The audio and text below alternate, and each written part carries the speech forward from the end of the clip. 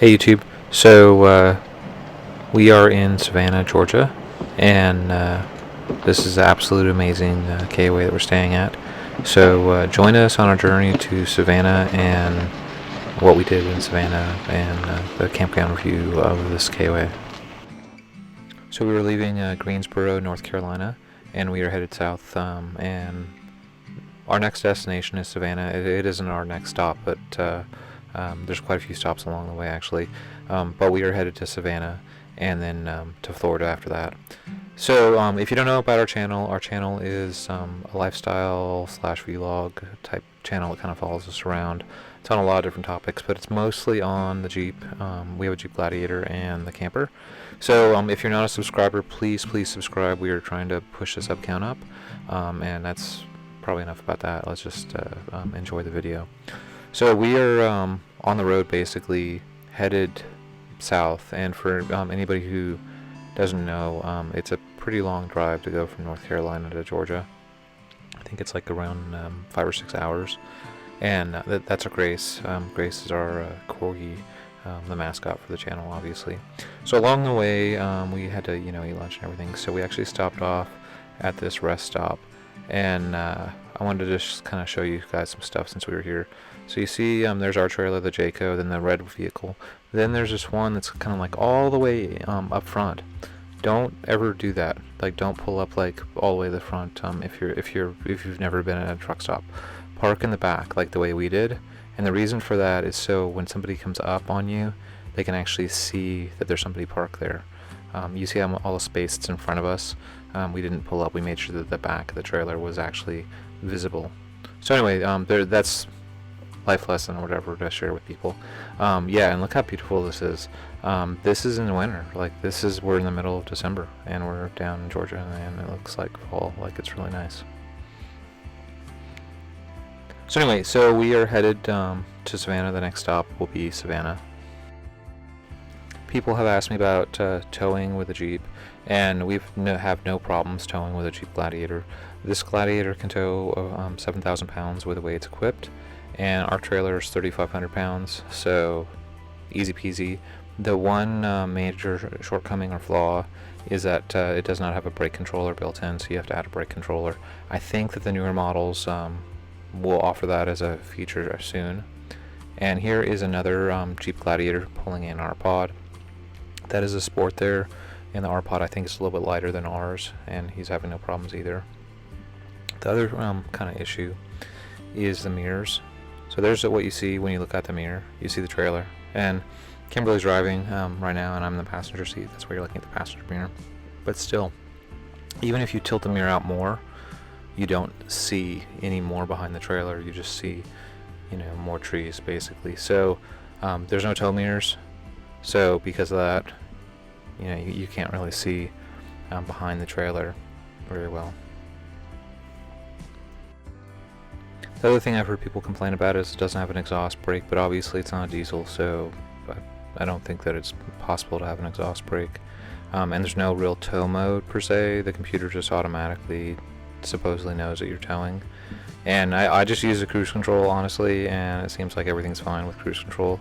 So now we're going to pull up on the campground and let you see us pulling into this campground in Savannah. So this is Savannah that we're in right now, and this is the Savannah South KOA.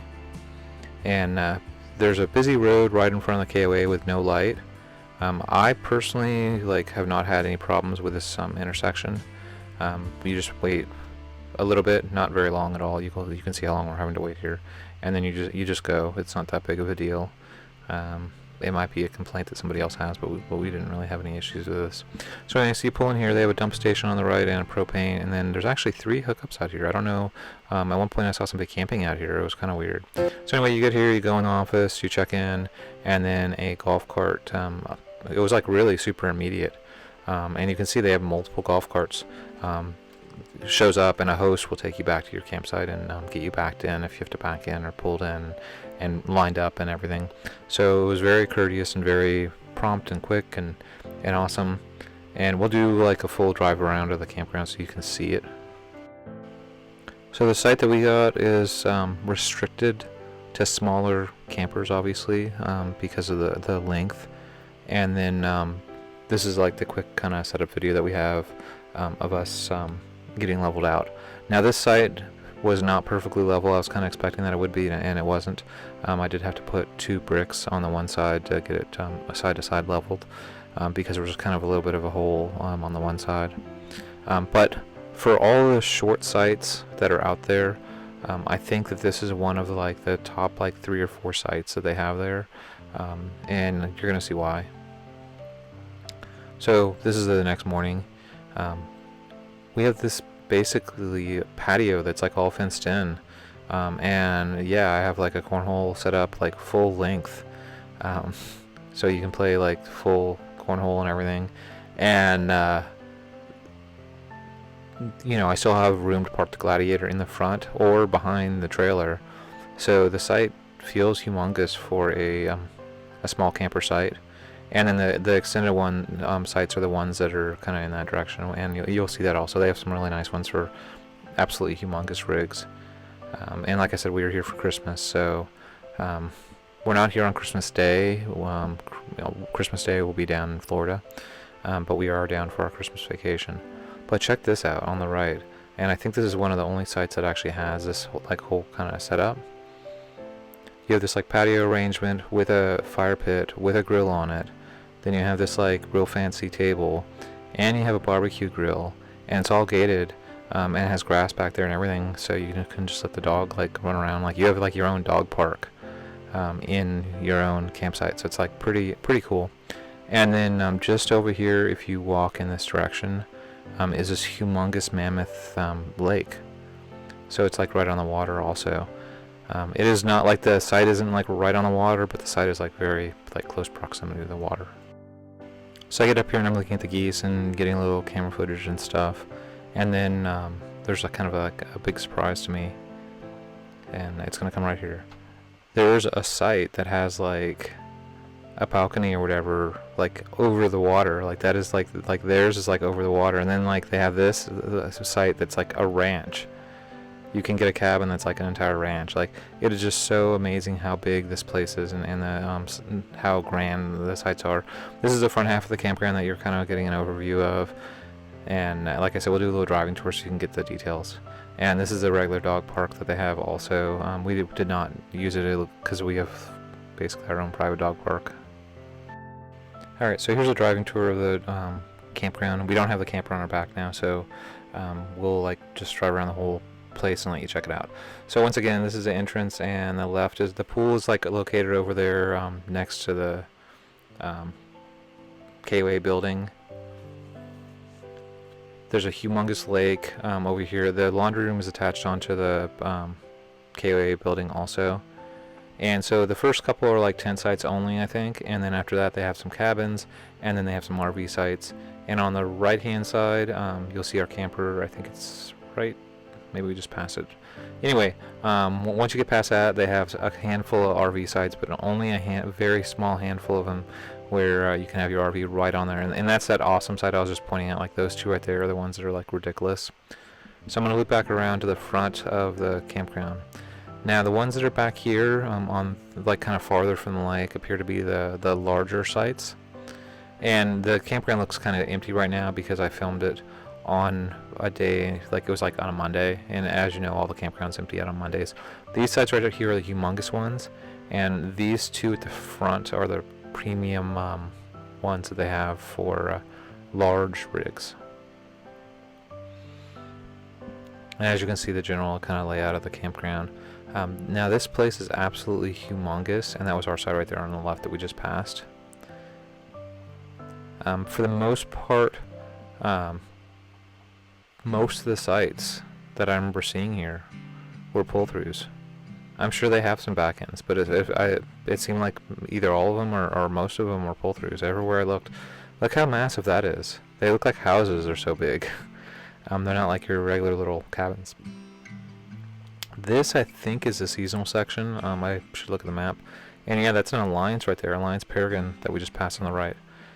So this area back here looks to be a seasonal area, and everybody back here felt a lot more established with the way that they had their stuff set up. So this would be more of a long-term area. That front half that we already hit would be where you most likely will be if you're just like popping in for a weekend.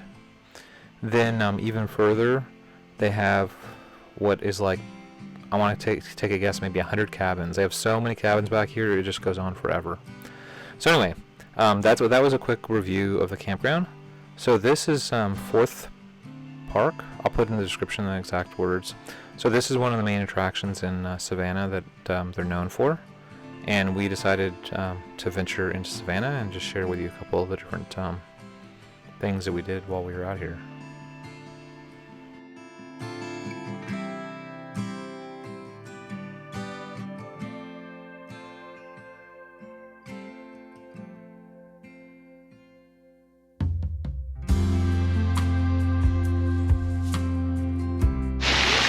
Hey everyone, we're in Savannah today. We're at Forsyth Park. Beautiful fountain behind us. It's just absolutely gorgeous here. We're going to do a little walk around the park and have some fun and just enjoy this beautiful day. Please like and subscribe. It did seem like everybody had their dog or a bicycle or their kids. This place is absolutely amazing on size. And they had this humongous monument in the very center of it. I believe this is a Confederate monument, but I should have read a little bit more about the history on the monument. They were also set up for concert venues, but they didn't have one going on when we were there, unfortunately. There was this unusual looking moss hanging off all the trees. I think it's moss, I don't know what it is. But this kind of stuff that's hanging off all the trees, it was hanging off all the trees. In Savannah. I was just really surprised how much of the stuff that they had out there. Maybe somebody in the comments can tell me what that is, but yeah, I was just really surprised. So after that, we decided to do a driving tour of the different stuff that they had.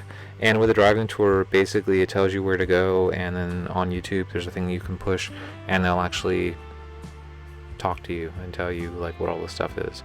And all these little spots have to do with Henry Ford, who established a bunch of stuff in the area, and we're not going to take you through all the different spots because we only did a couple of them.